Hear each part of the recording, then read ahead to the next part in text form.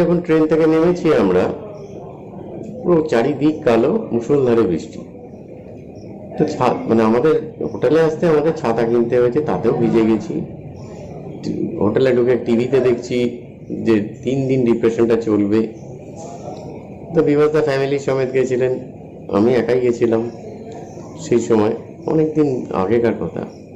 তো বিভাসদা বললেন যে এটা রোধ করা যায়। তা আমি মনে মনে খুব হাসছি যে অলৌকিক জিনিস এ আর হয় নাকি। কিন্তু সেটা আলটিমেট বিভাসদা একটা ক্রিয়ার কথা বললেন এবং সেটা করলেন। আমি তো বিশ্বাস করছি না যে এ সম্ভব না। আমি মাঝে মাঝে বিভাসদাকে জিজ্ঞেস করছি, বৃষ্টি তো বন্ধ হলো না। আবার কিছুক্ষণ পরে জিজ্ঞেস করছি, কি বৃষ্টি তো বন্ধ হলো না।